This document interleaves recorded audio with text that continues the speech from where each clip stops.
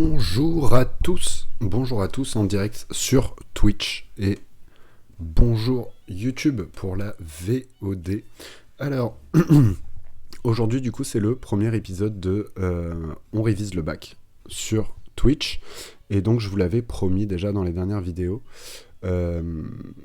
On va analyser pendant les vacances, comme ça, pas tous les jours, mais de temps en temps, des textes que vous me soumettez, que vous me proposez, que ce soit sur Twitch ou sur YouTube, parce que vous allez les présenter à l'oral au bac de français à la fin de l'année. Et donc l'idée, c'est de les analyser un petit peu comme vous aurez à le faire, c'est-à-dire de manière linéaire, pour vous proposer un deuxième regard sur le texte, en plus de celui de votre prof. Donc il y a peut-être des choses que je vais confirmer, peut-être des choses que je vais repérer, remarquer, que lui aura pas vu, et vice-versa. En tout cas, ça vous permettra d'avoir un deuxième son de cloche, et ce sera nécessairement utile et un atout pour vous le jour de l'examen. Voilà. Alors, première chose, est-ce que, pour ceux qui sont déjà là, est-ce qu'en termes de son, c'est OK? Est-ce que vous m'entendez bien? Est-ce que la musique derrière, vous l'entendez? Est-ce qu'elle n'est pas trop forte? Est-ce qu'on est bon pour ça? N'hésitez pas à mettre des messages dans le chat. Je vois qu'il y a déjà des gens qui regardent, mais il n'y a pas de message dans le chat. Ça me permettra de voir si le chat fonctionne aussi, d'ailleurs.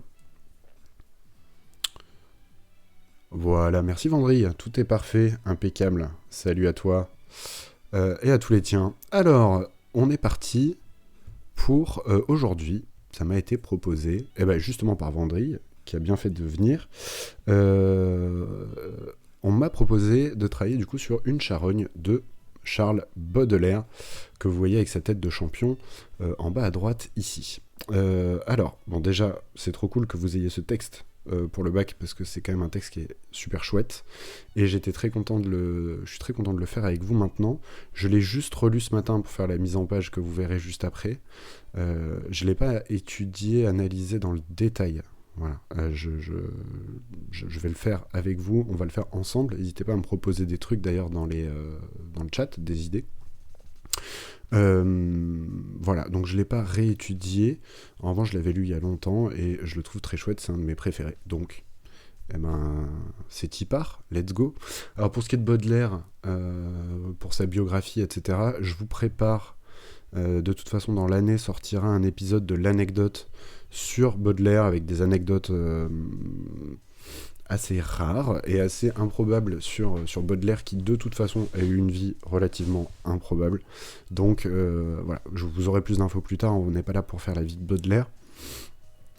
Simplement, comme la plupart, enfin comme tout ce qu'il a écrit, en gros il a pratiquement écrit que les Fleurs du Mal, donc une charogne est tirée des Fleurs du Mal, et c'est un poème très très très connu. Voilà, parmi les poèmes de Baudelaire, il fait partie des plus connus, parce qu'il décrit de manière magnifique quelque chose de profondément dégueulasse, c'est-à-dire le cadavre d'un animal en train de pourrir et de se faire manger par les vers. Donc on est sur une description immonde d'un truc immonde, et Baudelaire la rend magnifique par son talent, par sa poésie, et il va rendre sublime quelque chose d'immonde. Voilà, et donc ça résume assez bien déjà la psychologie de ce mec, et ça résume également assez bien son projet en tant qu'écrivain, en tant que poète. Donc c'est vraiment un texte emblématique de l'œuvre de Baudelaire.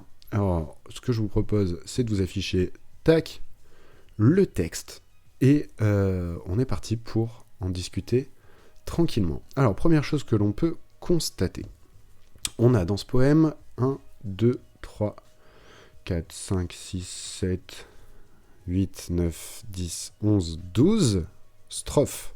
On a 12 strophes, ce qui est franchement pas mal. On a 12 strophes qui sont donc des quatrains, puisque vous voyez qu'on a 4 vers à chaque fois dans chacune de ces strophes. Et vous voyez que les vers sont hétérométriques, c'est-à-dire qu'on en a des plus longs que d'autres. En gros, il fait un long, un court. Les longs, ça doit être des alexandrins, on va checker ensemble.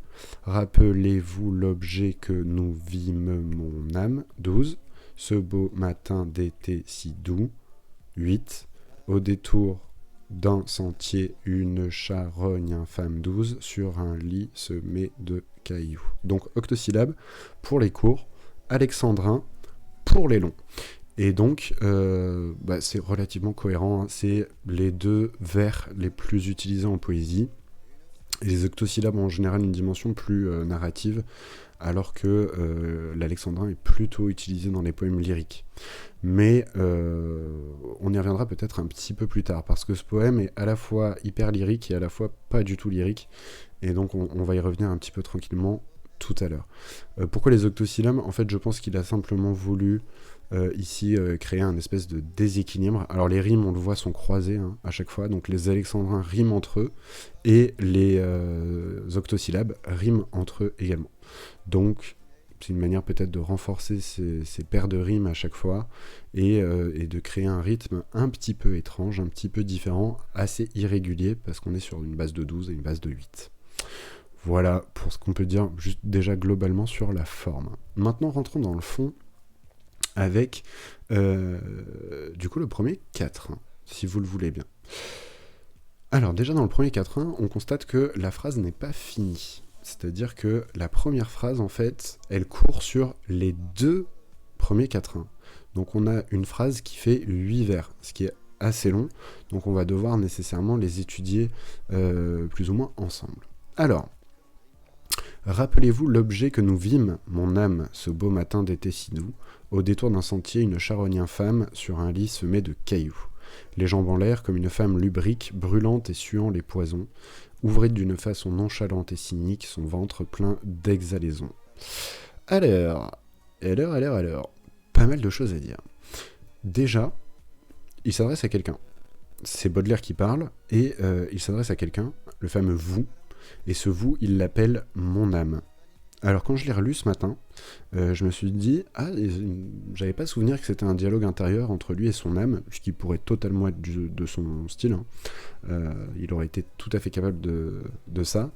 Et en fait, c'est à la fin du poème que le vous s'est expliqué. En fait, le vous, il s'adresse réellement à quelqu'un qu'il appelle mon âme. Ici, ça renvoie un peu à l'expression, vous savez, mon âme sœur.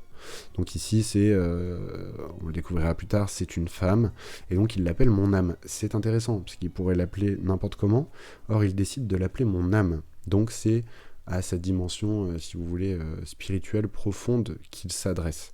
Donc à ce qu'il y a de plus noble en elle. C'est pour ça qu'il l'appelle mon âme. Il pourrait l'appeler de 1000 autres façons, et de façon beaucoup plus crue, hein, il n'hésite pas à le faire.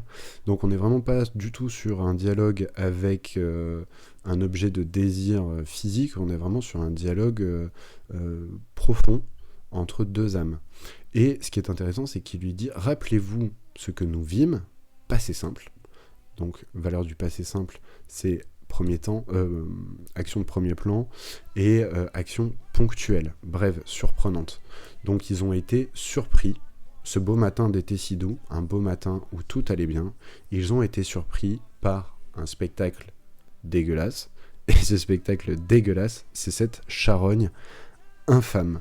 Charogne infâme, donc une charogne, on est bien d'accord, c'est un cadavre en décomposition, hein, d'où le nom charognard, que ce soit pour les vautours, enfin voilà, tout un tas de rapaces, mais je crois qu'on l'utilise aussi pour les mammifères, hein. Je crois que les hyènes, on peut les considérer comme des charognards, je pense. En tout cas, c'est des animaux, les charognards, qui se nourrissent de chair morte, donc de cadavres. Pardon, pause café. Et donc, une charogne infâme, donc immonde, moche, dégueulasse, qu'ils ont croisé au détour d'un sentier sur un lit semé de cailloux. Alors il y a plusieurs choses. Déjà, on a vraiment cette ambiance paisible de la balade entre deux âmes, lui et la femme aimée. Ils se promènent un beau matin d'été, il fait bon, tout est bien, bonne ambiance, et là, au détour d'un sentier, d'un coup, d'où le passé simple, boum, il tombe sur un cadavre en décomposition, qui est sur un lit semé de cailloux. Un lit semé de cailloux. J'avais jamais fait attention, mais c'est assez étrange comme expression. Donc ça veut dire que le cadavre est posé sur des cailloux, mais du coup il n'était pas obligé de dire que c'est un lit semé de cailloux. Le lit, la charogne est tendue, allongée, donc comme si elle était en train de dormir. Ah mais non, le lit, c'est parce que ça renvoie à ce qui arrive dans le quatrain d'après. Donc c'est une anticipation de ce qui arrive dans le quatrain d'après. J'y reviendrai. Ce qui est intéressant, c'est semer de cailloux, puisque semer, c'est quand on sème des graines pour que ça pousse, ça porte la vie. D'accord ? Alors là, c'est des cailloux qui sont semés, ça porte que dalle, les cailloux. C'est minéral, ça ne porte pas la vie. Donc en fait, c'est des espoirs de vie qui en fait n'existent pas. Ouais, c'est une vie impossible. Donc on est vraiment sur quelque chose de mort, sur un lit mort, et la vie même ne peut pas s'y développer puisque ce sont des cailloux qui y sont semés. Voilà ce que je pourrais dire peut-être sur cette première strophe, tout simplement. On remarque également autre chose, c'est que les rimes sont alors suffisantes pour les alexandrins et pauvres pour les octosyllabes. En revanche, on est sur des rimes visuelles. Et ça, c'est assez intéressant. Ça montre, il y a vraiment un côté... on retrouve là un peu le dandisme, l'esthétisme absolu de Baudelaire. C'est-à-dire qu'il veut que ça soit joli à l'oreille, c'est le principe de la rime, mais que ça soit également joli à l'œil. Et donc là, on retrouve le A accent grave avec le A accent grave dans âme et infâme, et le OUX pour doux et pour caillou. Donc il va jusque dans les détails essayer de nous faire une masterclass, un poème extrêmement propre et chiadé. Je check de temps en temps, vous me voyez faire des gauche-droite comme ça de la tête, c'est parce qu'à droite, je check le chat. Voilà. Pour l'instant, il n'y a pas de réaction. N'hésitez pas, bonjour aux nouveaux qui arrivent. N'hésitez pas à balancer si vous avez des questions. Je suis prêt à les prendre. Alors, ou si c'est pas clair, ou si vous voulez que je reprenne quelque chose, vous n'hésitez pas à me demander, hein, bien sûr. Alors pourquoi je vous dis que le lit ça renvoyait à ce qui arrivait dans le deuxième quatrain que j'ai lu tout à l'heure ? Eh bien parce que on a cette description, en gros il compare ici, il utilise une méta... Enfin non, c'est carrément une comparaison, hein, puisqu'on a le comme ici. Donc si on a comme, c'est effectivement une comparaison comme figure de style. Il compare la charogne à une femme lubrique. Alors, lubrique, ça veut dire une femme, chaude. Je vais peut-être essayer de vous trouver une définition un peu plus sérieuse. Mais en gros c'est ça. C'est-à-dire, c'est lubrique qui a faim, quoi. Voilà. Et qui a pas faim pour manger, si vous voyez ce que je veux dire, quoi. Lubrique. Je suis en train de me dire que si... Ouais, voilà, définition, parce que sinon, je suis pas sûr de ce que ça va afficher. Voilà, qui manifeste un fort penchant pour la luxure, et donc, voilà, synonyme luxurieux, salace. Donc effectivement, la luxure ici, on parle de la chair, on parle du plaisir physique, tout à fait. Donc là, en traduction, à donner ou porter à la luxure, lubrique, lascif, débauché, tout ça. Donc on est bon. Donc ici, c'est quand même relativement improbable. Il nous explique que cette charogne, ce cadavre en décomposition, ressemble à une femme lubrique, une femme pleine de désir. Et fallait la tenter celle-là quand même. Alors du coup, on a les jambes en l'air, on a évidemment les jambes de l'animal. Vous avez tout en bas du texte, là je vous l'ai mis un tableau. Est-ce qu'il apparaît bien ? Il apparaît bien, c'est un tableau de Dali, qui est très souvent utilisé pour illustrer ce poème de Baudelaire. Vous l'avez, peut-être votre prof vous l'a montré. Donc on est effectivement sur littéralement la description du poème de Baudelaire. Je ne sais pas si Dali s'est inspiré du poème de Baudelaire pour peindre ce tableau, mais c'est tout à fait possible. Donc là on voit bien les pattes en l'air, hein, les jambes en l'air de l'animal. Mais ça renvoie aussi aux fameuses parties de jambes en l'air, tout à fait. Donc ça renvoie à femme lubrique. Brûlante, je vous disais tout à l'heure chaude, on est là. Brûlante et suant les poisons. Il y a toujours ce paradoxe chez Baudelaire, un peu moral. C'est-à-dire qu'il évoque, il y a une vraie tendance érotique dans ses textes. Il érotise souvent ses textes et ses personnages. Et en même temps, il y a toujours ce contrepoids de la morale, du mal, du désir inaccessible, etc. Et c'est quand même un mec relativement torturé, pour pas dire franchement torturé. Et donc, dans cette femme lubrique, il y voit un piège, un poison. C'est comme ça que je le vois. Ouvrait d'une façon nonchalante et cynique son ventre plein d'exhalaisons. Alors le ventre, là aussi, c'est... comment dire ? le ventre en poésie peut parfois désigner le sexe féminin, tout simplement.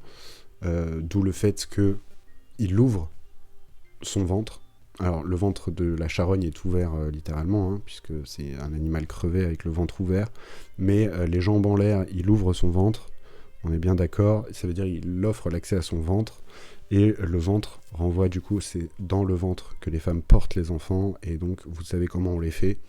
Tout ça est évidemment lié. Voilà, donc en fait, on a ce double sens grâce à cette comparaison, qui est une comparaison filée. Ça veut dire qu'il l'a fait non pas juste sur comme une femme lubrique, mais sur toute cette deuxième strophe, sur tout ce deuxième quatrain, entre d'un côté la charogne pourrissante, dégueulasse, et d'un autre côté,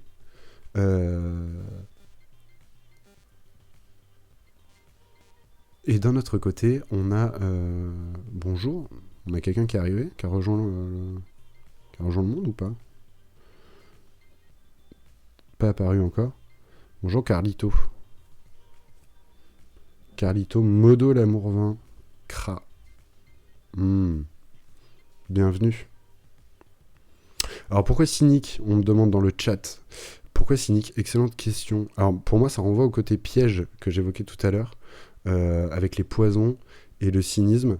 Il y a deux possibilités. Pour moi, c'est où, du coup, c'est un piège, une espèce de tentation qui est là, présente devant lui, attirante, c'est-à-dire qu'il est attiré par ce spectacle infâme, et attiré comme il pourrait être attiré par une femme lubrique qui le piégerait, qui le tenterait de manière volontaire. C'est un piège, c'est un traquenard dans lequel elle essaye de le faire tomber. Ça, c'est une première possibilité. Deuxième possibilité, c'est que cynique ne renvoie pas réellement à la façon dont elle ouvre. Ou alors cynique, c'est pas la charogne ni la femme lubrique, mais cynique, ce serait en fait l'état dans lequel est la charogne. C'est-à-dire que y a un moment où je te réponds après. Cynique, du coup je réfléchis à ta deuxième remarque. Donc dans le chat on a G de Chaillet qui dit également bizarre que le spectacle infâme soit attirant. Tout à fait. Pourquoi? Bah oui, mais bizarre aussi que le recueil s'appelle Les Fleurs du Mal. On est vraiment sur ce principe-là.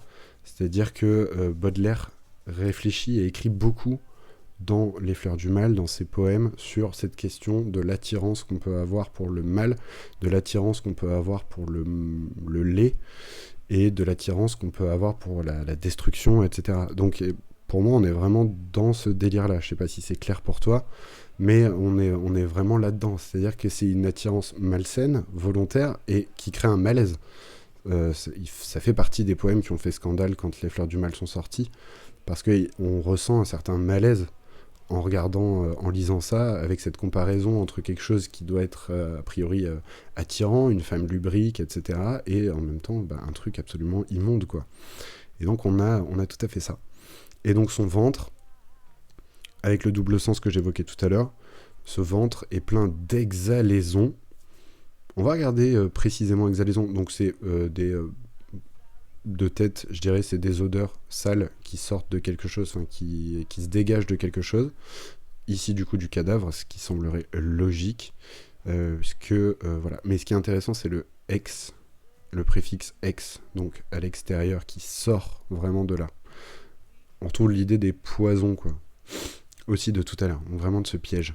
Je sais pas si je suis très clair. Encore une fois, je l'ai pas spécialement préparé à l'avance. Je suis un peu en mode impro là-dessus, parce que c'est souvent dans ce genre de situation que les choses viennent, et que le texte se livre. Ça sert à rien. On peut le préparer 15 000 fois à l'avance. Au final, c'est vraiment dans ces moments-là,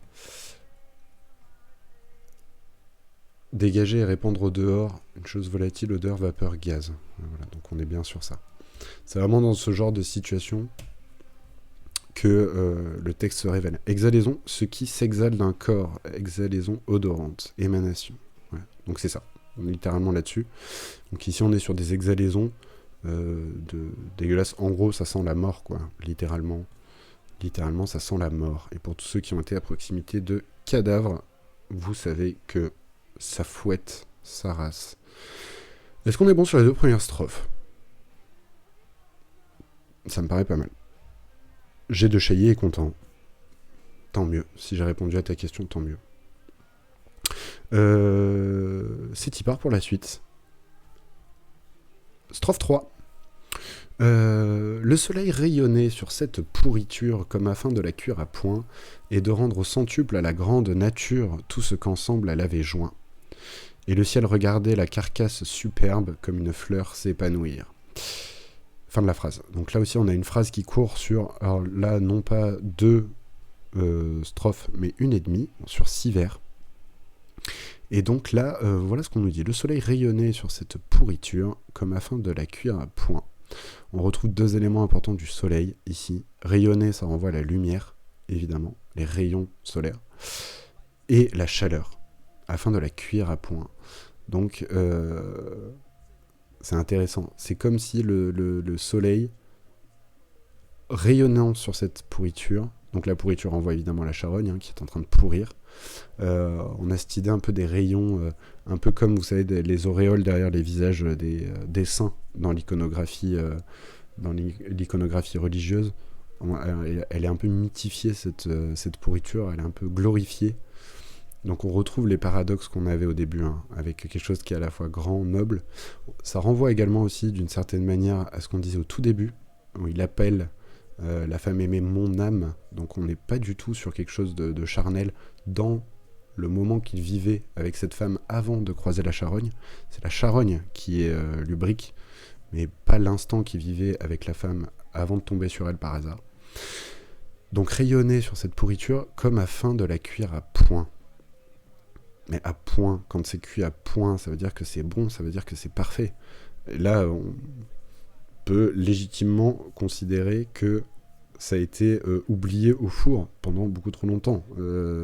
Ça n'est pas bon, ne mangez pas ça. Si vous croisez une charogne, retenez-vous, ne bouffez pas ça. Donc c'est assez paradoxal, comme s'il y avait un projet, un plan, comme si c'était prévu que cette charogne pourrisse, et qu'elle n'était pas encore prête, elle n'est pas encore tout à fait cuite. Le processus de transformation de la charogne n'est pas encore arrivé à son terme. On est en plein cours, on est en plein dans la cuisson. Voilà, en gros, c'est ça que ça veut dire. C'est ça que ça veut dire. Et de rendre au centuple à la grande nature.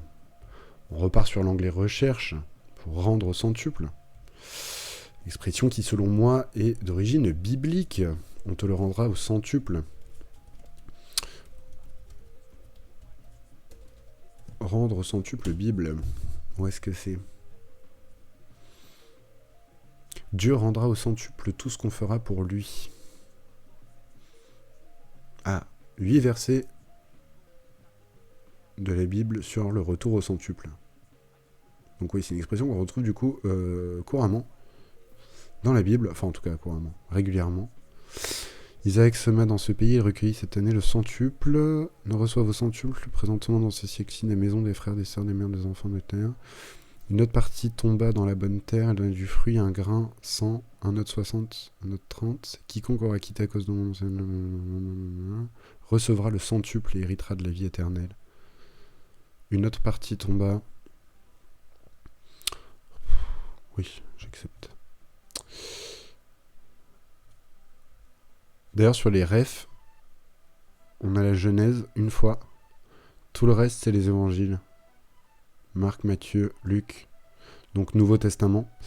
Donc, intéressant aussi ça. Et à chaque fois, ça renvoie effectivement à la vie éternelle, donc à la vie après la mort, et aux récompenses octroyées pas en échange, mais pour toutes les actions, les bonnes actions, ou en tout cas pour tout ce qui est abandonné par les fidèles, le recevront. Tout ce qui est abandonné sur cette terre sera reçu au centuple, donc 100 fois plus, au paradis dans la vie éternelle. Donc là, on aborde la question de la vie après la mort, et c'est évidemment pas un hasard. On le verra demain sur un autre texte, puisque demain, je reviens. On fera ça demain matin à 10h30, le deuxième live. On travaillera sur un poème de Victor Hugo. Tous les écrivains du 19e, quelles que soient leurs opinions perso, et leurs croyances respectives ont une culture religieuse vraiment pointue. Voilà. C'est-à-dire que même ceux qui sont très anticléricaux, très rebelles contre tout ce qui est religieux, etc., malgré tout vont puiser dans une symbolique religieuse pour les détourner parfois, je pense à Rimbaud notamment, mais il y a des références, très souvent des références bibliques et des références religieuses. Donc là, c'en est une, je ne sais plus où on était, et de rendre centuple à la grande nature tout ce qu'ensemble elle avait joint. Donc la nature avait joint tout un tas d'éléments, avait créé cet animal qui est mort, qui pourrit, et qui rend au centuple à la nature. Pourquoi ? Eh ben, on va le voir derrière. C'est détaillé avec énormément de précision par notre ami Charlie. Tous les animaux qui vont venir bouffer sur cette carcasse, et ensuite le terreau que ça va former pour permettre au cycle de la vie, puisque c'est l'histoire de la vie bien sûr, de suivre son cours. Et donc, ce corps mort, en mourant, en pourrissant, en nourrissant les charognards, en nourrissant les insectes, et ensuite en se transformant en terreau, va permettre à d'autres de vivre et de naître de cette mort. Donc ici, il reprend du coup cette symbolique biblique des récompenses après la mort, du retour au centuple, mais pour le naturaliser, pour le mettre dans un contexte très naturel, très scientifique, très basique, de rendre au centuple à la nature ce que la nature a joint. La nature a donné cet animal, et cet animal rend à la nature tout ce qu'on lui a donné. On retrouve du coup aussi évidemment la phrase dans la Genèse, il me semble, tu es poussière et tu redeviendras poussière, je crois que c'est dans la Genèse, et c'est la même idée. D'ailleurs, nature ici a un N majuscule, c'est pas juste une erreur de typo, la nature ici est déifiée, elle est considérée comme un dieu, en tout cas comme un personnage à part entière. On est sur une allégorie. Voilà, quand on donne des caractéristiques humaines à une chose ou à un objet ou à un animal, c'est une personnification. Lorsque c'est une idée, un concept, c'est une allégorie. Et quelle caractéristique humaine a la nature ? Eh ben, elle a une majuscule, donc elle a un prénom. Voilà. Mais on peut aller plus loin que ça encore, en disant que c'est pas des caractéristiques humaines, mais divines, qui sont en train de donner à la nature. C'est tout à fait acceptable aussi. On est bon. Et de rendre centuple à la grande nature tout ce qu'ensemble elle avait joint, point virgule, changement d'idée. Et le ciel, regardait la carcasse superbe, comme une fleur s'épanouir. Et là, on retrouve le paradoxe qu'on avait au début, entre ce qui est immonde, dégueulasse, et en même temps attirant. Cette carcasse, elle est décrite comme étant superbe. Superbe qui vient de superbus en latin. On va checker le sens exact de superbe, mais c'est magnifié en fait. C'est poussé à son maximum. Superbe définition.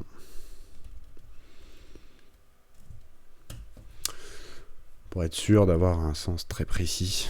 Baudelaire était un traducteur. Hein. Il est donc superbe, assurance orgueilleuse qui se manifeste. Non, c'est pas ça.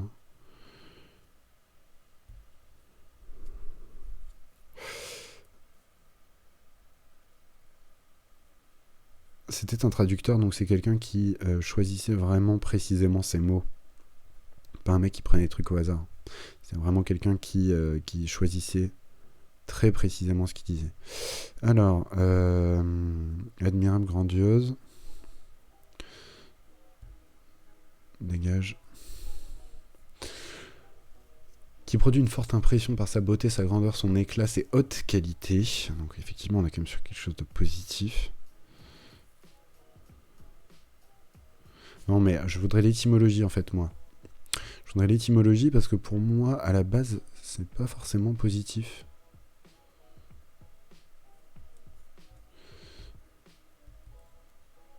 Superbe. Étymologie.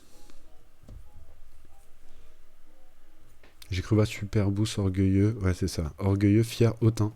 En parlant des hommes et des choses. Donc c'est pas nécessairement positif. Hein. Orgueilleux, c'est à la fois une qualité et un défaut. Mais c'est quelque chose qui est magnifique, brillant, imposant, éminent, important. Donc c'est une manière de magnifier ici, effectivement, la carcasse. Alors carcasse, c'est un terme péjoratif. Hein. Carcasse, pardon. Carcasse superbe, comme une fleur s'épanouir. Et donc ici, deuxième comparaison, on retrouve l'outil, le mot comparant comme. Je mets en bleu ce coup-ci, comme une fleur s'épanouir, c'est une fleur. Et on l'a dit, le recueil, ce sont les fleurs du mal. Donc c'est une nouvelle fleur du mal, cette carcasse pourrissante est une fleur du mal. Voilà. Et alors là, d'un coup, on a une phrase, pour finir ce 4-1, une phrase très courte de 2 vers. Vous vous rappelez, la première phrase fait 8 vers, la deuxième en fait 6, et celle-ci en fait que 2. La puanteur était si forte que sur l'herbe vous crûtes vous évanouir. Très intéressant, quand on a une phrase courte comme ça au milieu de phrases plus longues, ça veut dire que c'est une manière de la mettre en valeur, de la mettre en avant, de la souligner. Or ici, qu'est-ce qui est souligné ? La violence de l'odeur, de la puanteur, était si forte que sur l'herbe vous crûtes vous évanouir. Et que donc, la femme avec qui il est a failli tomber dans les pommes tellement ça fouettait, tellement ça schlinguait. Voilà. Donc, ici c'est une phrase balancée comme ça, un peu sèchement, pour nous rappeler la réalité cruelle, la réalité sale de la scène qu'ils sont en train de contempler. Voilà. On parle de la fleur, et il nous dit voilà, le mal est attirant, etc. C'est une fleur, et d'un coup, retour à la réalité, c'est tellement dégueulasse qu'on était sur le point de tomber dans les pommes. Est-ce que ça va pour vous ? On en est à 4, il nous en reste encore pas mal. Est-ce que c'est ok pour vous ? N'hésitez pas à le dire dans le chat. Ah, question. Vendry. Est-ce que carcasse superbe est une oxymore ? Très bonne question. Alors, oxymore, déjà, c'est un oxymore. Tu me mets le doute. Donc, on va checker ça. Mais pour moi, oxymore, c'est un. Qu'on peut également appeler l'oxymoron, si on veut vraiment se la péter. Parce que personne ne dit ça. Mais effectivement, on peut dire oxymore ou oxymoron. Non masculin, donc c'est bien un oxymore. C'est moi qui avais raison. Est-ce que c'est un oxymore ? Oui, bien sûr. On peut tout à fait considérer que c'est un oxymore parce que, effectivement... Moi, je fais n'importe quoi. Parce que oui, effectivement, c'est probablement ton prof qui te l'a dit, mais à juste titre, superbe, malgré tout, c'est quand même plutôt élogieux. Même si je vous ai dit que dans le fond, ça pouvait être à la fois bien et mal. Superbe, à la base, quand on dit de quelque chose que c'est superbe, c'est quand même amélioratif, c'est positif. Et carcasse, c'est péjoratif. C'est vraiment quand on parle d'une carcasse de bagnole, a priori, c'est qu'elle n'est pas dans son meilleur état. La carcasse, c'est vraiment ce qui reste à la fin, c'est vraiment la base, quoi. Donc et c'est dégueulasse, carcasse d'animal. Donc, ouais, carcasse superbe, oxymore, je valide. L'oxymore, il faut vraiment que ce soit de sens contraire, que les deux mots soient de sens contraire. Or, carcasse et superbe, c'est vrai que spontanément, personne ne les mettrait dans la même expression, quoi. Donc, ouais, je suis d'accord. On est bon ? Alors, les mouches bourdonnaient sur ce ventre putride. Putride qui renvoie à la putréfaction, au pourrissement. Au pourrissement, comme dirait Jacouille la fripouille. Donc, putride en train de pourrir. Petit check. Encore, je vais être sûr de ne pas vous dire de bêtises. Hein. Putride définition. Qui est en putréfaction. On peut dire également putrescent. Tout à fait. Personne dit ça. Mais c'est legit. Vous avez le droit de dire ça. Donc, les mouches bourdonnaient sur ce ventre putride d'où sortaient de noirs bataillons de larves qui coulaient comme un épais liquide le long de ces vivants haillons. Plusieurs choses à dire. Déjà, on n'avait pas eu le son pour l'instant, parmi les 5 sens. Pour l'instant, il me semble que c'était pas évoqué. On avait l'odeur, la puanteur était si forte. On avait la vision, le soleil rayonnait. On avait plus ou moins le toucher, alors pas exactement, mais un petit peu avec brûlante, suant, cuir, donc tout ce qui renvoie à la sensation de chaleur. Mais on n'avait pas encore l'ouïe. Et la vue, évidemment, qu'on a depuis le début. Évidemment. Mais là, on a le son. Les mouches bourdonnaient sur ce ventre putride. Donc c'est pas juste visuellement dégueulasse, c'est également dégueulasse à l'oreille. Il y a des mouches qui bourdonnent, on a un bruit de fond désagréable. puisqu'en fait ça grouille de mouches, ce ventre putride grouille de mouches, d'où sortent de noirs bataillons. Ça pourrait être quoi ces noirs bataillons? Ce sont des noirs bataillons, on n'a pas le temps de se poser la question, on a la réponse tout de suite au troisième vers du 4.1, de larves. Alors ça s'appelle un enjambement. L'enjambement, du coup, c'est lorsque, à la fin du vers, il manque un élément important, il manque quelque chose, c'est pas fini. Le morceau de phrase, la proposition n'est pas terminée, et elle s'enchaîne tout de suite en dessous. Et donc là, d'où sortait de noirs bataillons de larves, on est obligé de le lire comme ça, tout dans la foulée. On est obligé de se précipiter. Le vers 2, si vous voulez, de ce 4.1, coule sur le troisième. Ça s'appelle un enjambement, et donc deux larves, avec la virgule derrière, ici. Tac, deux larves, là, ça, c'est un rejet. Et donc, deux noirs bataillons de larves, enjambement. Donc ici, c'est littéralement, il fait avec les mots ce qu'il est en train d'expliquer, c'est-à-dire qu'il y a des larves qui dégueulent, qui coulent du cadavre, et les mots de son poème dégueulent d'un vers sur le vers suivant. Donc c'est assez joli, c'est assez bien fait, c'est assez esthétique de sa part, c'est-à-dire qu'il est en train de faire avec les mots ce qu'il décrit dans la scène. Donc ce sont des noirs bataillons de larves, donc des petits insectes pas encore développés, hein, à l'état larvaire, qui se nourrissent justement de cette chair morte et qui coulent de ce cadavre. C'est dégueulasse, hein, c'est vraiment dégueulasse, mais qui coulent comme un épais liquide. C'est-à-dire qu'on a une impression, ils sont tellement petits, nombreux et agglutinés les uns sur les autres qu'on a l'impression qu'ils fonctionnent, qu'ils réagissent comme un liquide qui coule de cette charogne le long de ces vivants haillons. Alors, le haillon, c'est... les haillons, pardon.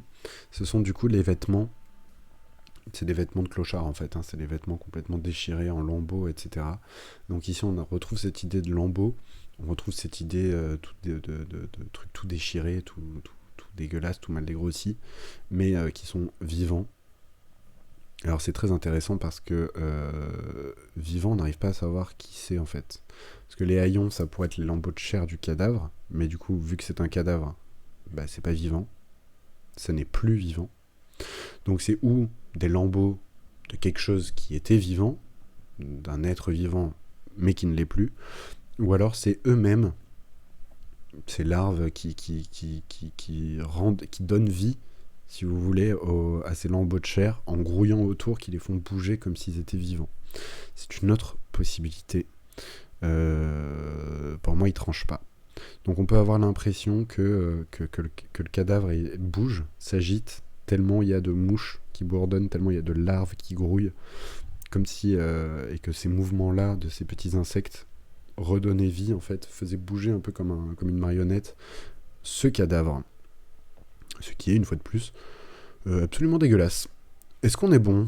Donc là, on est sur une phrase, une strophe, on revient sur quelque chose de relativement propre.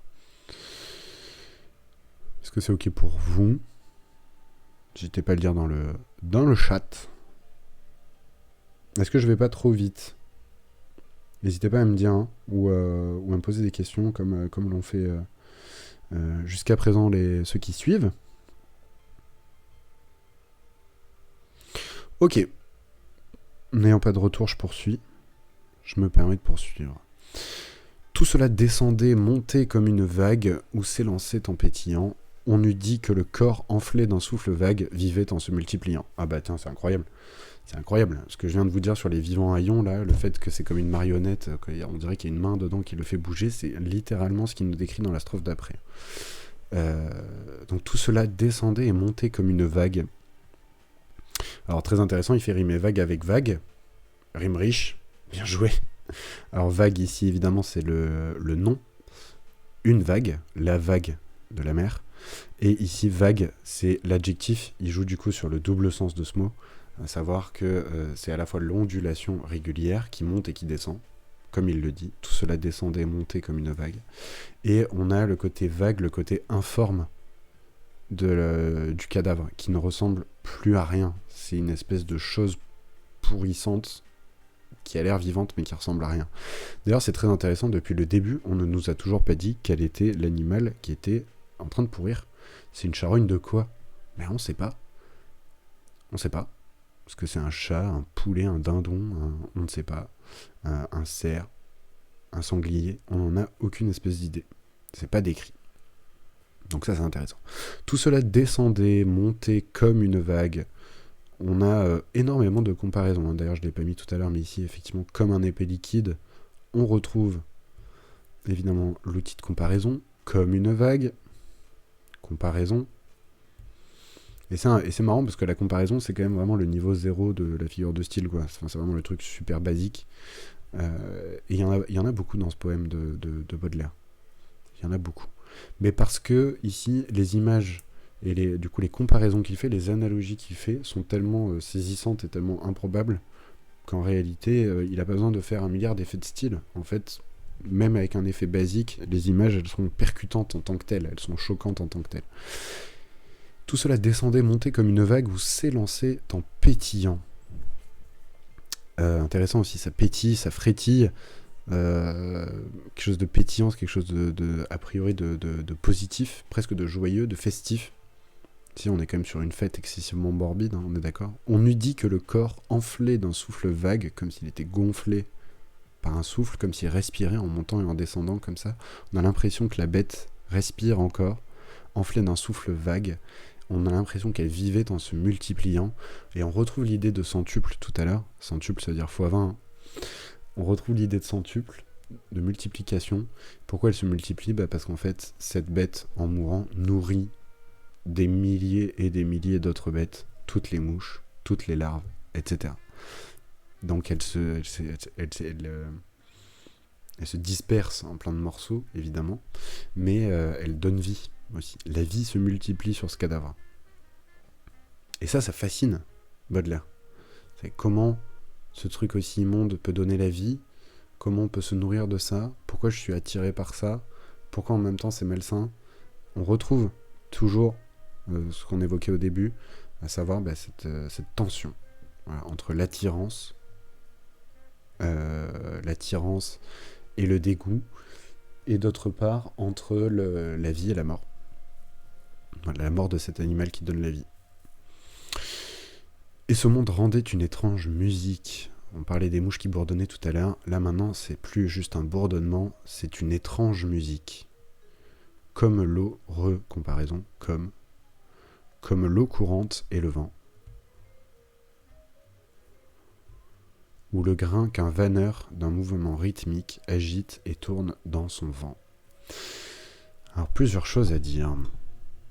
Déjà, il dit que la musique est étrange comme l'eau courante et le vent. Je suis désolé, mais le vent, c'est pas étrange.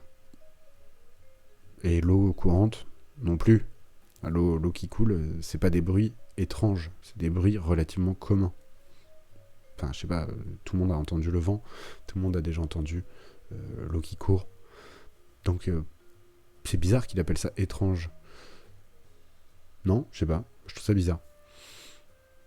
Ce monde, ça aussi c'est intéressant. Ce monde, le monde ici, ce sont du coup toutes les larves et toutes les mouches.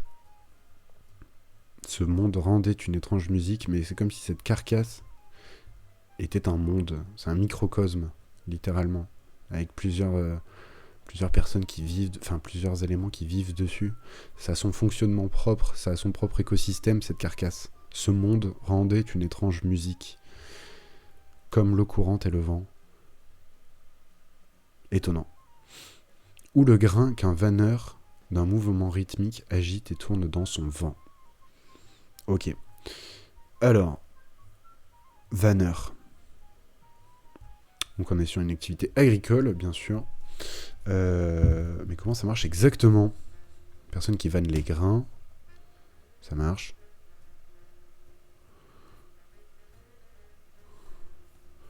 Image. Attendez. Ah oui, vous êtes pas avec moi. Il faut que je change de truc. Histoire de checker exactement ce que c'est, pour pas dire de bêtises. Winnower en latin. Ah oui, c'est ça. Bien sûr. C'est ça le vent.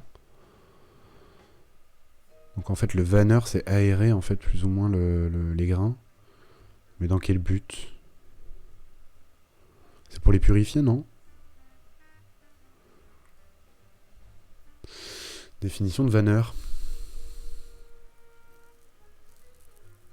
Qui vanne le grain dans un vent ou dans tout un... Bah, vanner du coup. Qu'est-ce que ça veut dire vanner? Débarrasser les céréales des impuretés qui les accompagnent en les secouant dans un vent ou dans tout ustensile en tenant lieu. Intéressant. Symboliquement très intéressant. Symboliquement c'est très intéressant du coup.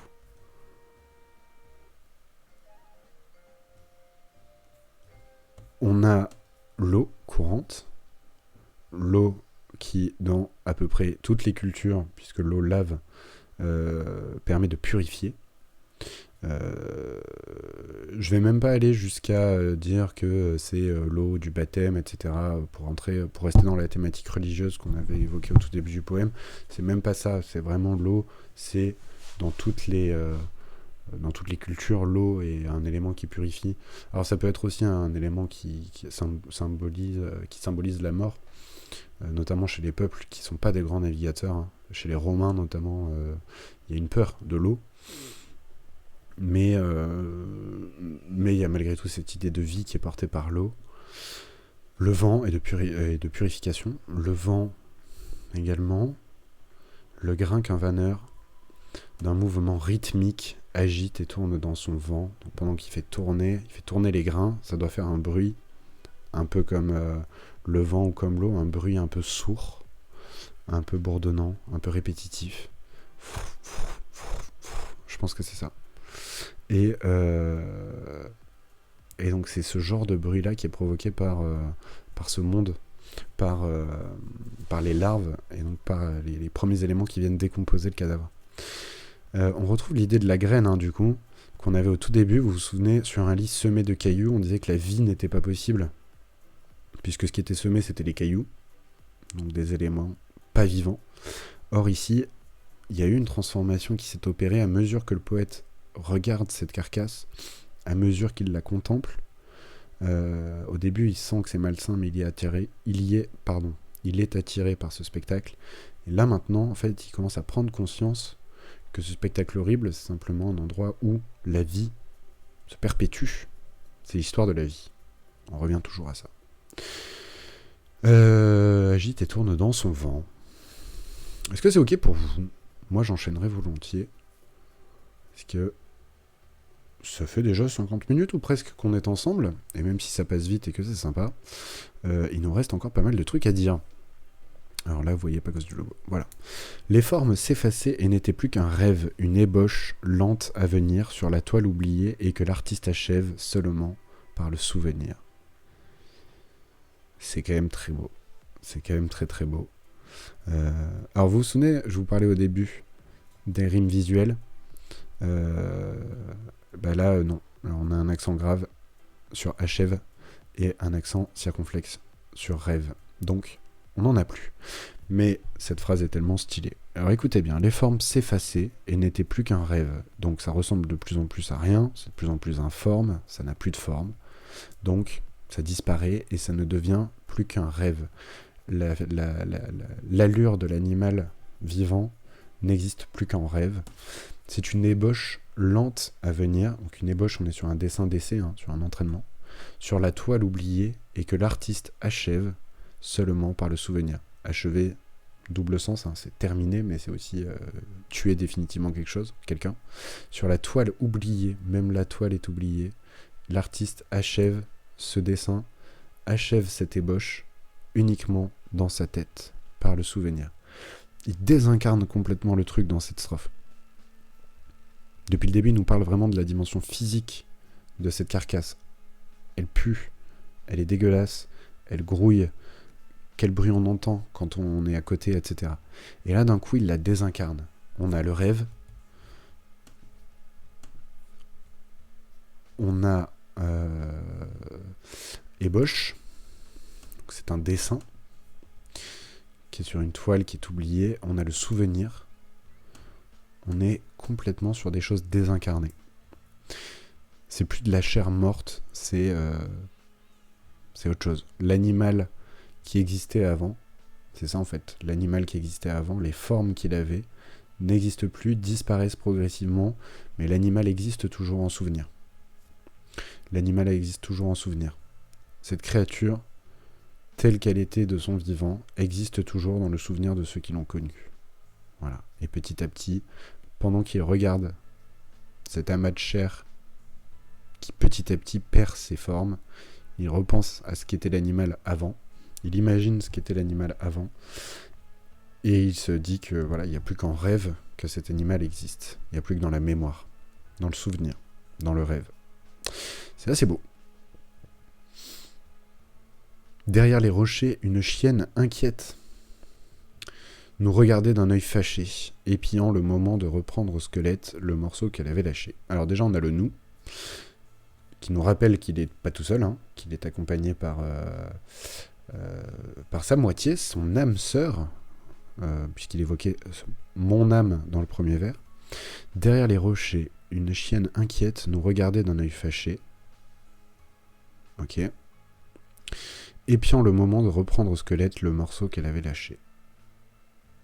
Donc en fait, lorsqu'ils se sont approchés du cadavre, ils ont fait fuir cette chienne, qui était en train d'essayer d'arracher au cadavre un os, tout simplement, puisque les chiens aiment les os, bien entendu, tout le monde le sait.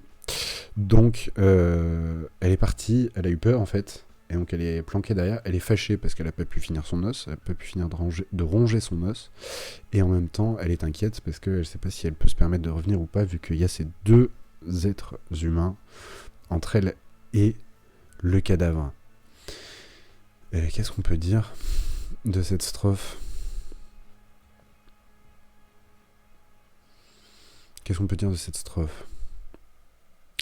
Bah paradoxalement, ils sont pas tout seuls. Moi je dirais ça. La chienne, elle nous remet, elle nous rappelle. Il y a un va-et-vient dans ce texte entre le côté très concret de la situation de ces deux amoureux qui se baladent un matin d'été et qui tombent sur un truc immonde. Scène très concrète, très banale, et toutes les théories, toutes les analogies que va faire Baudelaire à partir de ça, toutes ces réflexions qui vont naître dans son esprit à partir de ça, et il y a un va-et-vient constant entre les deux. Et là, on est sur le rêve, l'ébauche, le souvenir, l'artiste qui achève, sur la toile oubliée, etc. Donc là, on est vraiment dans la réflexion, la quête de sens autour de ce spectacle, et d'un coup on revient au concret. À chaque fois qu'il nous amène un peu loin, à chaque fois qu'il nous dit regardez tout ce qu'on peut dire sur cette charogne, on a un élément qui nous ramène au concret. Et là c'est la chienne qui nous raccroche au réel, qui nous rattrape, comme si à chaque fois qu'on essayait de s'envoler, à chaque fois qu'on essayait de prendre de la hauteur par rapport à cette charogne, quelque chose qui nous tirait, qui nous ramenait sur terre en disant non regarde c'est dégueulasse. Et deuxième lecture qu'on pourrait faire, c'est que jusque-là, c'était des mouches et des larves qui se nourrissaient de la charogne. Là, on est sur un chien, enfin une chienne. Donc, un mammifère, le chien est le meilleur ami de l'homme, etc., etc. Donc, on est sur un animal un peu plus noble que la larve et la mouche. Je pense qu'on peut le dire, sans vexer les mouches et les larves. On est quand même sur un animal un poil plus noble. D'ailleurs, chienne qui a non pas des sentiments, mais des émotions. Elle est inquiète, et c'est une chienne inquiète, alors que jusque-là on parlait d'une multitude de larves qui coulaient comme un liquide épais, donc ils sont complètement informes, c'est-à-dire que c'est une masse impossible à distinguer, à reconnaître. Là on a une seule chienne, bien définie, elle est inquiète, donc elle a des émotions, elle regarde d'un œil fâché, alors elle est inquiète, effectivement, elle est fâchée, elle est en colère, elle épie, elle fait des actions. Donc il y a quelque chose de bien plus personnalisé que jusqu'à présent les larves et les mouches. Est-ce que chienne renvoie à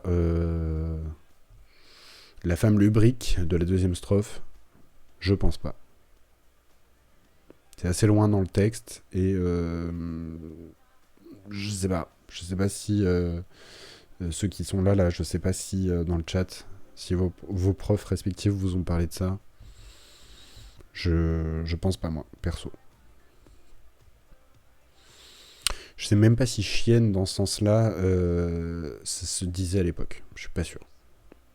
Pas sûr du tout. Et pourtant, alors déjà, d'où il y a un tiret, en fait. Pourquoi il y a un tiret? Est-ce que c'est une faute typographique ou est-ce que c'est comme ça dans le texte? Pourquoi il y a un tiret là? Il a pété un câble ou quoi? Puisqu'un tiret, normalement, hein, c'est lorsqu'il y a un dialogue, c'est un changement de personne qui parle. Bougez pas, je vais juste derrière récupérer le texte pour essayer de retrouver, voir si c'est dans le texte de base ou si c'est une erreur de typo lorsque j'ai copié-collé en ligne. Bougez pas, je suis juste là.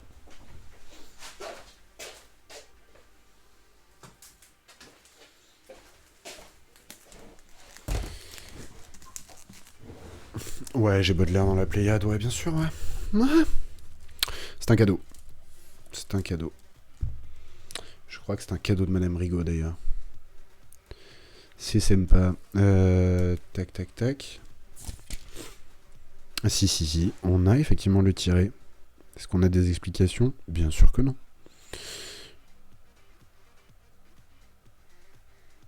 Mais qu'est-ce qu'il veut dire, ce tiret?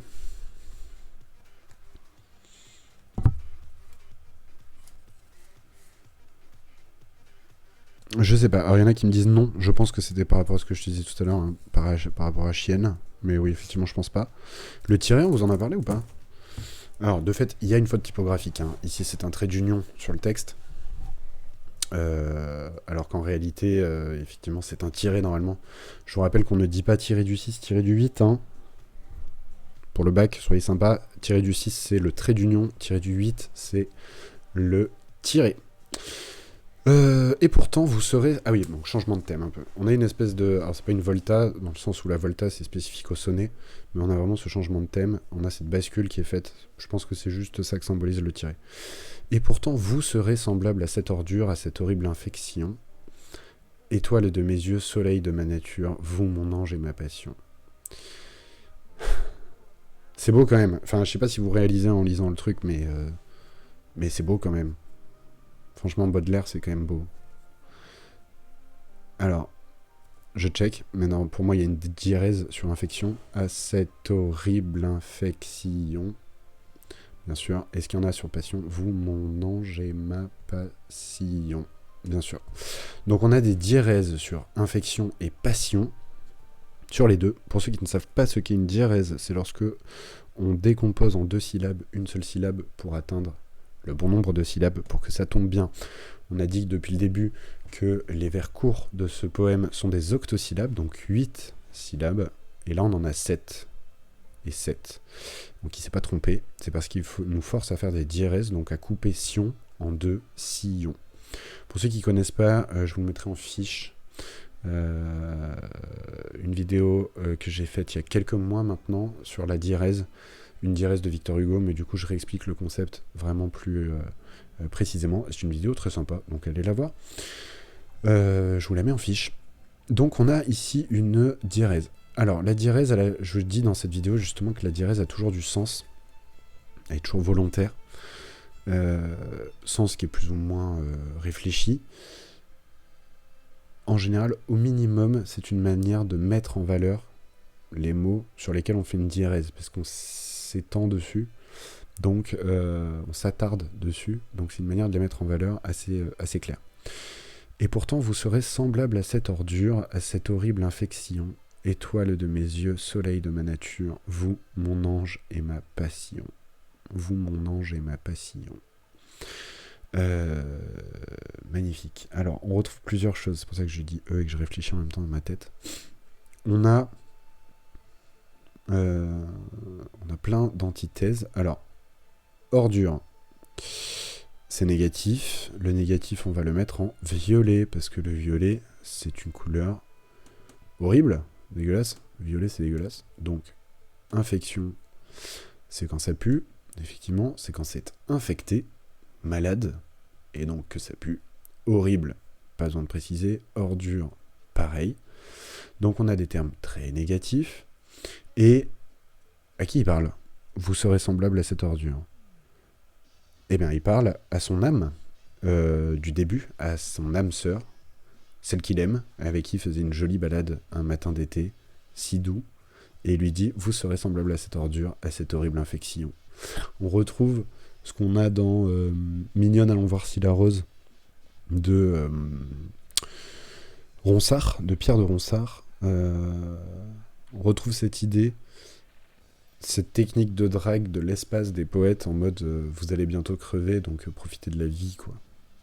Alors, Ronsard, c'est vraiment une technique de drague de mec désespéré qui a jamais réussi à pécho. C'est littéralement ça. Chez Baudelaire, là, c'est autre chose. Il lui dit pas profitez de la vie parce qu'un jour vous serez morte et vous serez immonde comme ça. C'est pas une manière de la séduire. Oui, c'est pas une manière de la séduire. Bien joué. C'est juste pour lui permettre de prendre conscience de sa propre finitude, lui dire voilà, pour l'instant tu es le positif, on va le mettre en jaune parce que le jaune ça brille, mets des paillettes dans ma vie Kevin, on met des paillettes, étoile de mes yeux, soleil de ma nature.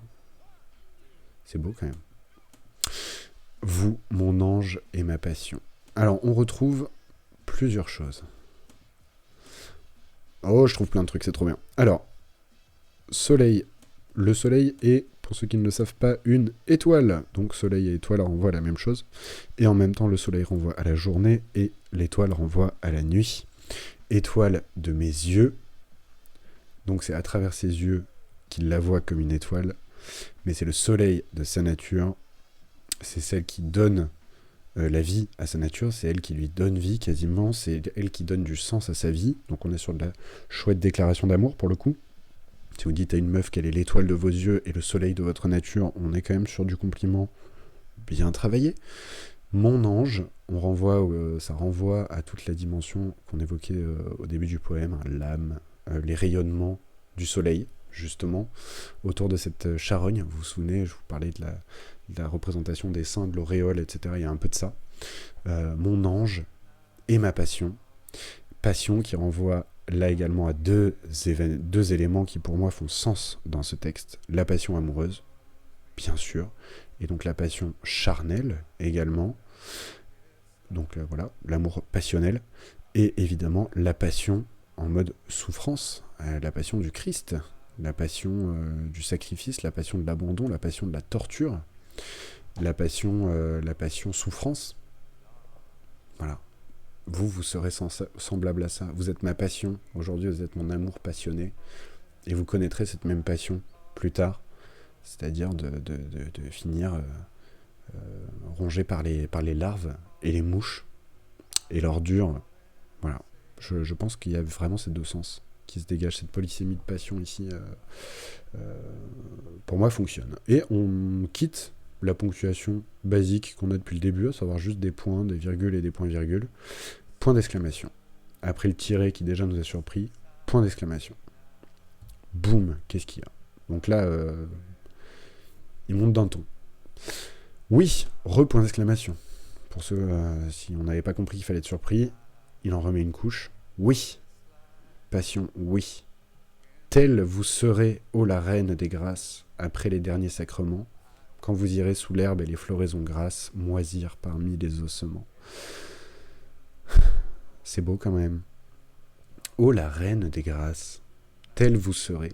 Donc vous serez, telle, ici c'est un élément de comparaison. Hein. Donc on retrouve ma comparaison de tout à l'heure. Alors là c'est pas comme, c'est tel, mais c'est... on avait semblable à, qui marchait très bien. Bienvenue Bibouche. Merci pour le follow, tu fais plaisir. Tu régales. Qui que tu sois, bienvenue. Semblable à, évidemment, encore une comparaison. Hein. Je ne l'avais pas dit tout à l'heure, mais bien sûr. Et ici, tel, pareil, comparaison. Alors, elle, il l'appelle O, la reine des grâces. Alors, le O, ici, c'est un O... Ah, j'ai plus le terme exact. C'est le O poétique, c'est le O d'invocation, O quelque chose. C'est un nom précis que vous pouvez retrouver. O... Comment ça s'appelle? Abréviation de West. Merci, mec. Sert à interpeller. Ah, c'est le O vocatif, du coup, non? Je crois que ça se dit... Je crois que c'est O vocatif, deuxième cas latin. J'étais une quiche en latin, c'est une catastrophe. Bonjour, Bibouche. Bienvenue. Bonjour, bonjour. Exbobo 95, bienvenue. Représente le Val d'Oise, bien sûr. Bonjour à tous les Valdoisiens qui nous suivent. Alors, interjection sert à apostropher, invoquer ou à marquer un sentiment exalté. Ouais. Bon, il me semblait que ça avait un nom plus précis. Bon, je pense que si vous dites au vocatif, ça fonctionne. Hein. Orthographe et emploi, ouais, nanana. Ouais. Registre littéraire. Ouais, bien sûr. Bon, on va pas. Vous voyez l'idée. Reine des Grâces. Reine des Grâces.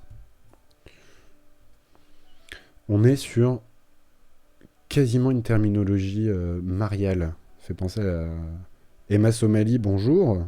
Bah, y a un rush d'un coup, tout le monde débarque. Là. Bienvenue à tous, bien sûr, bienvenue. Ramenez-vous. Reine des Grâces, je me demande si c'est pas une dénomination de la Sainte Vierge. Vu qu'il l'appelle juste avant mon ange, ça serait pas complètement incohérent. En tout cas, si c'est pas le cas, ça ressemble vraiment à ça. Ah, mais vous voyez rien depuis tout à l'heure, j'ai pas mis l'onglet recherche, je suis désolé, pardon, j'oublie systématiquement. Reine des Grâces. Souvent les grâces, on est sur les grâces divines. Donc on est sur un vocabulaire religieux, c'est ok. Mais Reine des Grâces, est-ce que c'est une dénomination mariale? On va voir. Donc là, ça renvoie directement...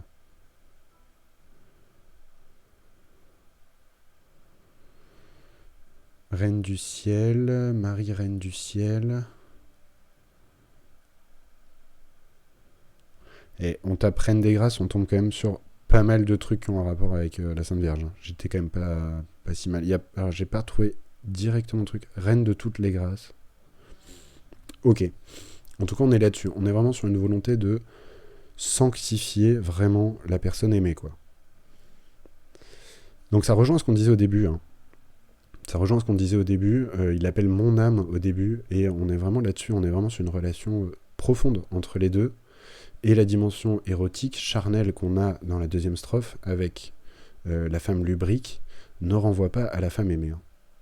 Voilà, c'est pas la même. J'ai eu mon bac il y a fort longtemps, mais ça m'intéresse quand même. Bienvenue. Bienvenue, ma Somalie. Bah, plaisir, hein. Ramène-toi. Alors, les 3 grâces nous propose Xbobo. Les 3 grâces antiques. Ouais, mais Reine des Grâces, moi, c'est ça qui me... C'est le côté reine. Donc, les charites dans la mythologie grecque. Ou les charites, je suppose qu'on doit dire ça comme ça. Déesse du charme, de la beauté, de la créativité. Ouais. Ouais, bien vu. Bien vu, Xbobo. C'est comme ça que je dois le prononcer, Xbobo. Bien, ouais, ça pourrait tout à fait être ça aussi, hein, bien sûr. Reine des Grâces. Ce serait la reine à la fois du charme, de la beauté et de la créativité. Donc ça serait sa muse, littéralement. Ça marche aussi. Ouais, pour moi les deux sens fonctionnent. Pour moi les deux sens fonctionnent. Le sens... voilà, donc, pardon, je vous ai pas montré. Je montre jamais le bon écran. Voilà, les 3 grâces, elles sont là. Évidemment. Ouais, pour moi, on est sur... Je suis en train de mettre les images, mais est-ce que j'ai le droit de mettre ça sur Twitch? Pas sûr. Si, quand même. Bon. On prie pour qu'il n'y ait pas de photos. Que ce soit que des sculptures. Ouais, donc les 3 grâces antiques ou Reine des Grâces qui renverrait à la Sainte Vierge. Dans les deux cas, ça fonctionne très bien. Alors, après les derniers sacrements, donc les derniers sacrements des malades avant de mourir. Donc après les derniers sacrements, c'est que vous êtes mort. Ici, c'est un euphémisme. L'euphémisme, je vous rappelle, c'est une figure de style qui atténue la dureté d'une réalité, d'une situation. La plupart des euphémismes sont des expressions pour remplacer l'idée de mort, qui est objectivement violente. Donc ici, quand il dit après les derniers sacrements, c'est pour pas lui dire cache une fois que tu seras crevé. Mais c'est ça l'idée. Quand vous irez sous l'herbe, là aussi, nouvel euphémisme, hein, quand vous serez enterré, quand vous irez sous l'herbe et les floraisons grasses, 1h10 de stream, j'ai la bouche sèche, les floraisons grasses moisirent parmi les ossements. Et voilà, il lui dit en gros, cette charogne dégueulasse et immonde, qui a failli vous faire tomber dans les pommes, hein, je vous le rappelle au début du texte, et ben en fait, vous serez pareil à elle. Vous serez comme elle quand on vous aura enterré. Vous ressemblerez à ça. Et dernière strophe. Alors, ô ma beauté, on retrouve le ô vocatif, ô ma beauté. Oui, effectivement, le sens du coup des trois grâces X Bobo fonctionne bien, hein, puisque dans les trois grâces, il y a la beauté. Les droits carites. Ô ma beauté, dites à la vermine qui vous mangera de baisers que j'ai gardé la forme et l'essence divine de mes amours décomposés. Encore une fois, c'est très très beau. Charlie, c'est quand même un génie absolu. Alors, plein de choses à dire. Déjà, un truc qu'on fait rarement lorsqu'on analyse un texte, un réflexe que vous n'avez pas souvent, les élèves, c'est de regarder les temps et du coup les valeurs des temps. Ici, il utilise bien un futur qui vous mangera de baisers. Et le futur, je vous rappelle que la valeur du futur, c'est une action qui aura lieu dans l'avenir avec certitude. Donc là, c'est pas une éventualité. Il lui dit c'est une certitude. Tu te feras dévorer par la vermine exactement comme cette charogne. C'est pas tu prends la pilule bleue ou tu prends la pilule rouge, ça va t'arriver de toute façon. Et cette vermine, donc qui est cette masse de larves, etc., informe, te mangera de baisers, très intéressant, te mangera, bon tout à l'heure on l'a déjà dit, hein, c'est la mort qui donne la vie aux autres, etc., bien sûr, en s'alimentant sur cette charogne, sur ce cadavre. Et je vous remets le tableau de Dali quand même, parce qu'il est beau. Enfin, il est beau. Il est ce qu'il est. Il est très bien fait, mais ça représente un truc dégueulasse, quoi. On l'a évoqué en intro de ce stream. Ô ma beauté, dites à la vermine qui vous mangera de baisers. Donc, fait d'embrasser, les baisers qui renvoient à l'amour, effectivement, que j'ai gardé. Première fois qu'il dit je crois, depuis le début. Ça se recheck, mais je crois que c'est la première fois qu'il dit je. Ce fiefé coquin de Baudelaire. Il a dit nous, ça c'est sûr. Il a dit nous. Ici. Ici, il dit nous. Mais est-ce qu'il a dit je ne crois pas. Ah, alors plus ou moins, avec effectivement, avec les déterminants possessifs, mais, ma, mon, ma. Ok, mais sinon, je crois pas qu'il ait littéralement dit je jusqu'à présent. Donc c'est au tout début qu'il garde ça. J'ai gardé la forme et l'essence divine de mes amours décomposés. Ça fait directement allusion à cette strophe-là. Les formes s'effaçaient et n'étaient plus qu'un rêve, une ébauche lente à venir sur la toile oubliée et que l'artiste achève seulement par le souvenir. De la même manière, il se dit, voilà, les formes de cet animal en train de moisir n'existent plus que dans l'esprit, dans le souvenir, dans la mémoire de ceux qui l'ont connu avant, dans le rêve de ceux qui l'ont connu. Et lui, il dit exactement la même chose pour elle, en disant « Oh ma beauté, tu seras, vous serez », puisqu'il la vous voit, politesse quand même de base, vous serez, je garderai le souvenir de votre beauté, de vos formes, de qui vous étiez après votre mort. J'ai gardé la forme, pour ça que je dis qu'il y a un lien direct avec les deux, hein. On retrouve forme, exactement comme tout à l'heure. Et l'essence divine. L'essence divine, c'est quoi ? C'est évidemment l'âme. Voilà. Qu'est-ce qu'elle est par essence ? C'est quoi l'essence divine de quelqu'un ? C'est son âme. Et donc il dit, j'ai gardé la forme et l'essence divine, j'ai gardé en souvenir votre âme et votre corps. Enfin, j'ai gardé la forme, le corps et l'âme de mes amours décomposés. Et ces amours décomposés, et ben du coup, ça peut être elle. Voilà. Ces amours au pluriel, parce que Baudelaire n'a pas eu qu'une seule âme sœur, on va dire. Il a eu toute une ribambelle d'âmes sœurs dans sa vie.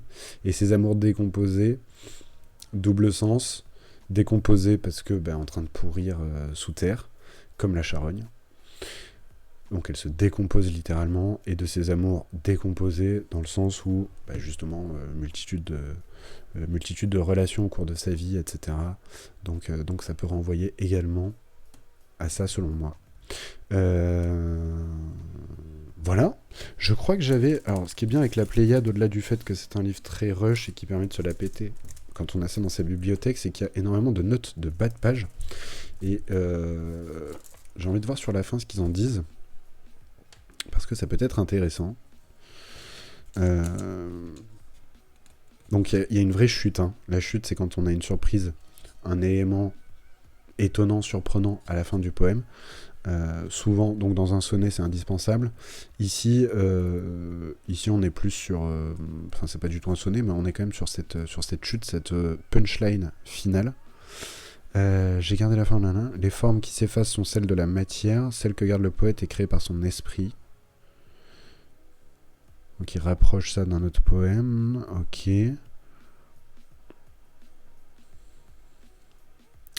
Baudelaire rapporte ce mot d'un écrivain qui vient de jeter ses œuvres au feu. Petite anecdote. Qu'importe, ce qui était important, c'était que ces choses fussent créées. Elles ont été créées, donc elles sont. Et donc il peut les brûler. Effectivement. Ok. Et alors, dans un autre poème, Mon cœur mis à nu, dans une note de ce poème, il dit « Toute idée est par elle-même douée d'une vie immortelle comme une personne ». Voilà, donc on retrouve cette idée-là. C'est pour ça que dans le premier vers du poème, il s'adresse à la femme aimée en disant « Mon âme ». Cette âme-là est indestructible.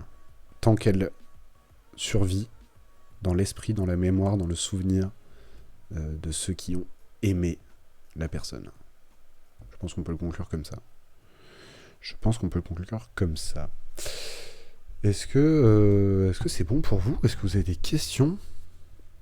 J'avais aucune idée en me lançant là-dedans de combien de temps ça me prendrait.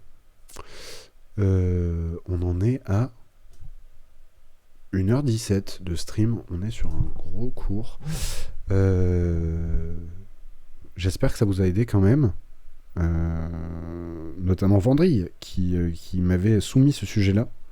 Donc s'il y a d'autres premières qui regardent, n'hésitez pas à mettre alors dans le chat, on va bientôt se laisser, mais dans le chat ou dans les commentaires de cette vidéo, puisque la VOD sera sur YouTube, d'autres idées de texte, puisque on va en faire cette semaine et on va en faire pendant toutes les vacances de l'année, des études de texte.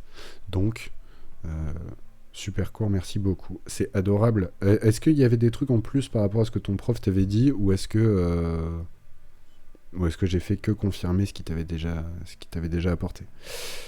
Donc n'hésitez pas à proposer des textes, même sur Insta, vous avez tout sur ma chaîne YouTube, vous avez tous les liens.